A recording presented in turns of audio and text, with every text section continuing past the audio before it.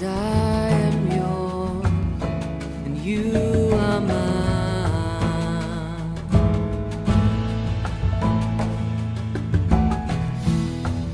'Cause I am yours, you are mine. You are mine.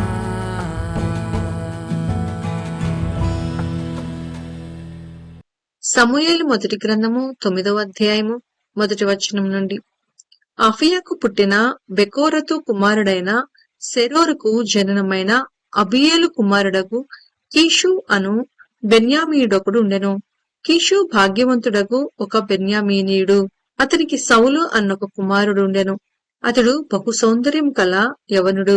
ఇజ్రాయేలీలలో అతని పాటి సుందరుడొకడునూ లేడు. అతడు భుజములు మొదలుకొని పైకి ఇతరుల కంటే ఎత్తుగలవాడు.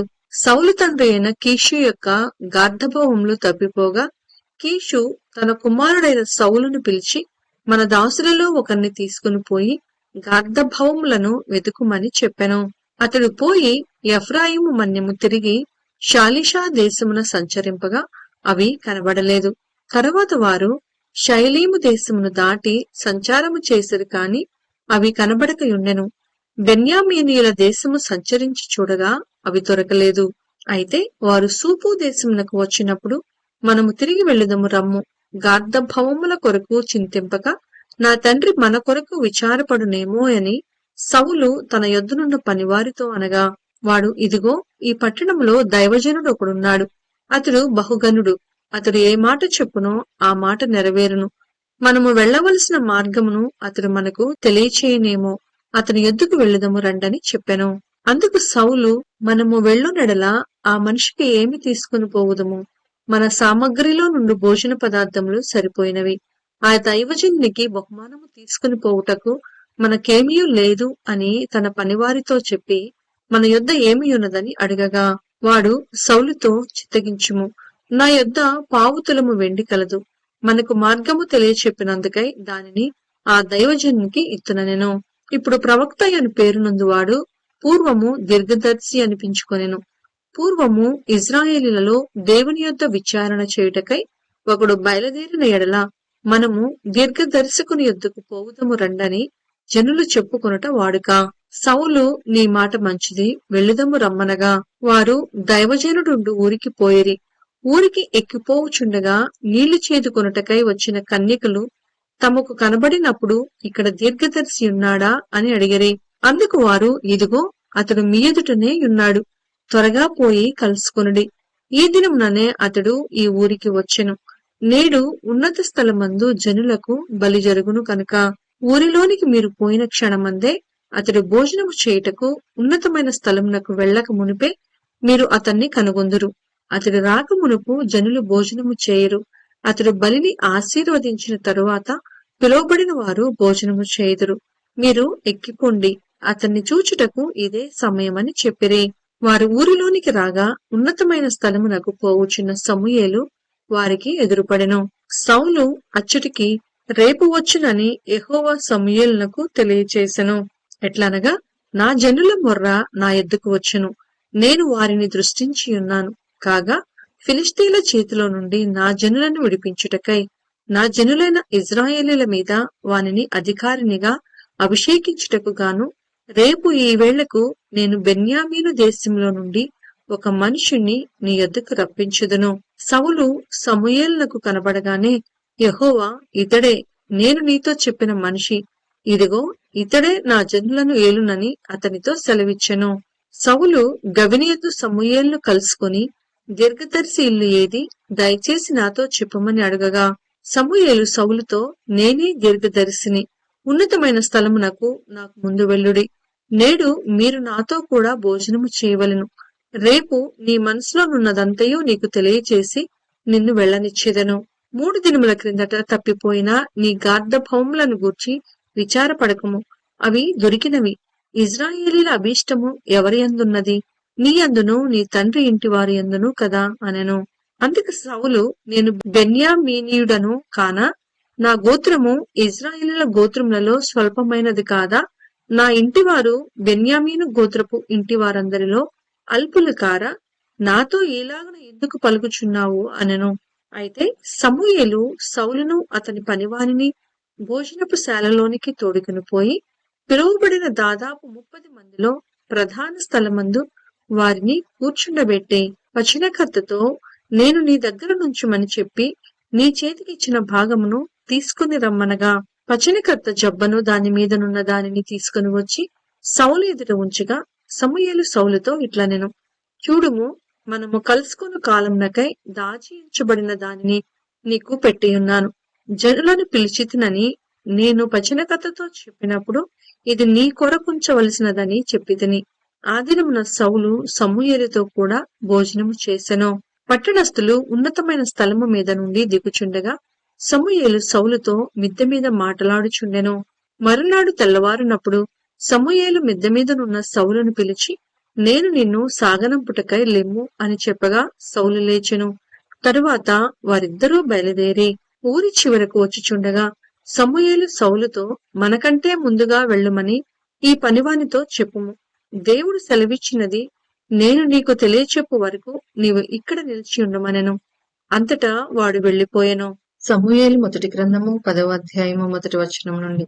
అప్పుడు సమూయేలు తైలపు బుడ్డి పట్టుకొని సౌలు తల మీద తైలము పోసి అతని ముద్దు పెట్టుకొని, యెహోవా నిన్ను అభిషేకించి తన స్వాస్థ్యము మీద అధిపతిగా నియమించి ఉన్నాడు అని చెప్పి ఇలాగు సెలవిచ్చెను. ఈ దినమున నీవు నా యుద్ధ నుండి పోయిన తరువాత బెన్యామీను సరిహద్దులో సెల్వహులో నుండు రాహేలు సమాధి దగ్గర 2 మనుషులు నీకు కనపడుదురు. వారు నీవు వెతకపోయిన గార్ధభవములు దొరికినవి. నీ తండ్రి తన గార్ధభవముల కొరకు చింతింపక నా కుమారుని కనుగొనుటకై నేనేమి చేతునని నీ కొరకు విచారపడుచున్నాడని చెప్పుదురు. తరువాత నీవు అక్కడి నుండి వెళ్లి తాబోరు మైదానమునకు రాగానే అక్కడ బేతేలునకు దేవుని యొద్దకు పోవు 3 మనుషులు నీకు ఎదురుపడుదురు. ఒకడు 3 మేకపిల్లలను, ఒకడు 3 రొట్టెలను, ఇంకొకడు ద్రాక్షారసపు తిత్తిని మోయిచూ వత్తురు. వారు నిన్ను కుశల ప్రశ్నలు అడిగి నీకు 2 రొట్టెలు ఇత్తురు. అవి వారి చేత నీవు తీసుకొనవలెను. ఈలాగున పోవచ్చు ఫిలిస్తీన్ల దండు కాపు వారుండు దేవుని కొండకు చేరుదురు. అచ్చట ఊరి దగ్గర నీవు రాగానే స్వరమండలము, తంబుర, సన్నాయి, సితారా వాయించు వారి వెనుక ఉన్నతమైన స్థలము నుండి దిగివచ్చు ప్రవక్తల సమూహము నీకు కనబడును. వారు ప్రకటన చేయుచు వత్తురు. యెహోవా ఆత్మ నీ మీదికి బలముగా దిగివచ్చును. నీవు వారితో కలిసి ప్రకటన చేయుచుండగా నీకు క్రొత్త మనస్సు వచ్చును. దేవుడు తోడుగా నుండును కనుక ఈ సూచనలు నీకు సంభవించిన తరువాత నీకు మంచిదని తోచిన దాన్ని చేయము. నాకంటే ముందు నీవు గిల్గాలునకు వెళ్ళగా దహన బలులను, సమాధాన బలులను అర్పించుటకై నేను నీ యొద్దకు దిగివత్తును. నేను నీ యొద్దకు వచ్చి నీవు చేయవలసిన దానిని నీకు తెలియజేయ వరకు 7 దినముల పాటు నీవు అచ్చట నిలువవలెను. అతడు సమూయేలు నొద్ద నుండి వెళ్లిపోవుటకై తిరుగగా దేవుడు అతనికి క్రొత్త మనస్సు అనుగ్రహించెను. ఆ దినముననే ఆ సూచనలను కనపడెను. వారు ఆ కొండ దగ్గరకు వచ్చినప్పుడు ప్రవక్తల సమూహము అతనికి ఎదురుపడగా దేవుని ఆత్మ బలముగా అతని మీదికి వచ్చెను. అతడు వారి మధ్యన ఉండి ప్రకటన చేయుచుండెను. పూర్వము అతని నెరిగిన వారందరూ అతడు ప్రవక్తలతో కూడా నుండి ప్రకటించుట చూచి, కీషు కుమారునికి సంభవించినదేమిటి? సౌలును ప్రవక్తలలోనున్నాడా అని ఒకరితో ఒకడు చెప్పుకొనగా, ఆ స్థలమందుండు ఒకడు వారి తండ్రి ఎవడని అడిగెను. అందుకు సౌలును ప్రవక్తలలోనున్నాడా అని సామెత పుట్టెను. అంతటా అతడు ప్రకటించుట చాలించి ఉన్నత స్థలమునకు వచ్చెను. సౌలు యొక్క పినతండ్రి అతనిని అతని పనివానిని చూచి, మీరిద్దరూ ఎక్కడికి పోతురని అడగగా అతడు, గార్ధభవములను వెతకపోతిమి, అవి కనబడకపోగా సమూయేలు నొద్దకు పోతిమని చెప్పినప్పుడు సౌలు పినతండ్రి, సమూయేలు నీతో చెప్పిన సంగతి నాతో చెప్పమని అతనితో అనగా, సౌలు గార్ధభవములు దొరికినవని అతడు చెప్పెనని తన పినతండ్రితో అనెను. కాని రాజ్యమును గూర్చి సమూయేలు చెప్పిన మాటను తెలుపలేదు. తరువాత సమూయేలు మిస్పాకు యెహోవా యొద్దకు జనులను పిలువనంపించి ఇజ్రాయేలీలతో ఇట్లనెను, ఇజ్రాయేలీల దేవుడైన యెహోవా ఈలాగున సెలవిచ్చుచున్నాడు, నేను ఇజ్రాయేలీలైన మిమ్మును ఐగుప్తు దేశంలో నుండి రప్పించి ఐగుప్తీల వశంలో నుండి మిమ్మును బాధపెట్టిన జనములన్నిటి వశంలో నుండి విడిపించితిని. అయినను నీ దుర్దర్శనములన్నిటినీ ఉపద్రవములన్నిటినీ పోగొట్టి మిమ్మును రక్షించిన మీ దేవుణ్ణి మీరు ఇప్పుడు విసర్జించి మా మీద ఒకరిని రాజుగా నియమింపమని ఆయనను అడిగి ఉన్నారు. కాబట్టి ఇప్పుడు మీ గోత్రముల చొప్పునను మీ కుటుంబముల చొప్పునను మీరు యెహోవా సన్నిధిని హాజరు కావలెను. ఇజ్రాయేలీల గోత్రములన్నిటినీ సమూయేలు సమకూర్చగా బెన్యామీను గోత్రం ఏర్పడెను. బెన్యామీను గోత్రమును వారి ఇంటి కూటముల ప్రకారము అతడు సమకూర్చగా మద్రి ఇంటి కూటము ఏర్పడెను. తరువాత కీషు కుమారుడైన సౌలు ఏర్పడెను. అయితే జనులు అతన్ని వెదికినప్పుడు అతడు కనపడలేదు. కావున వారు, ఇక్కడికి ఇంకొక మనుషుడు రావాల్సి ఉన్నదా అని యెహోవా యొద్ద విచారణ చేయగా యెహోవా, ఇదిగో అతడు సామానులో దాగి ఉన్నాడని సెలవిచ్చెను. వారు పరిగెత్తిపోయి అక్కడ నుండి అతన్ని తోడుకొని వచ్చిరి. అతడు జనసమూహంలో నిలిచినప్పుడు భుజములు మొదలుకొని పైకి ఇతరుల కంటే ఎత్తుగలవాడుగా కనబడెను. అప్పుడు సమూయేలు జనులందరిలో, యెహోవా ఏర్పరిచిన వానిని మీరు చూచితిరా? జనులందరిలో అతని వంటి వాడొకడునూ లేడని చెప్పగా జనులందరూ బొబ్బలు పెట్టుచు, రాజు చిరంజీవి యగుగాక అని కేకలు వేసిరి. తరువాత సమూయేలు రాజ్యపాలన పద్ధతిని జనులకు వినిపించి ఒక గ్రంథమందు వ్రాసి యెహోవా సన్నిధిని దాన్నుంచెను. అంతటి సమూయేలు జనులందరినీ వారి వారి ఇండ్లకు పంపివేశెను. సౌలును గిబియాలోని తన ఇంటికి వెళ్లిపోయెను. దేవుని చేత హృదయ ప్రేరేపణ నొందిన శూరులు అతని వెంట వెళ్ళిరి. పనికి మాలిన వారు కొందరు, ఈ మనుష్యుడు మనలను ఎలాగూ రక్షింపగలడని చెప్పుకొనుచు అతని నిర్లక్ష్యము చేసి అతనికి కానుకలు తీసుకొని రాకుండగా అతడు చెవిటివాడైనట్టు ఊరకుండెను. సమూయేలు మొదటి గ్రంథము 11వ అధ్యాయము 1వ వచనం నుండి. అమ్మోనీయుడైన నాహాషు బయలుదేరి యాబేష్గిలాదు కెదురుగా దిగినప్పుడు యాబేషు వారందరూ, మేము నీకు సేవ చేయదము, మాతో నిబంధన చేయమని నాహాషుతో అనిరి.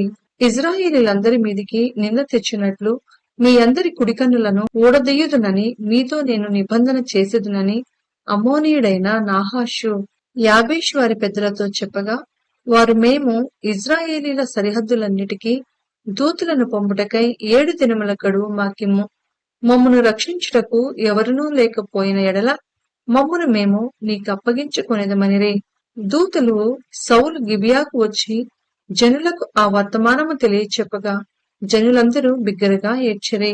సౌలు పొలం నుండి పశువులను తోలుకొని వచ్చుచు జనులు ఏడ్చుటకు హేతువేమని అడగగా వారు యాబేషు వారు తెచ్చిన వర్తమానము అతనికి తెలియచేసిరి.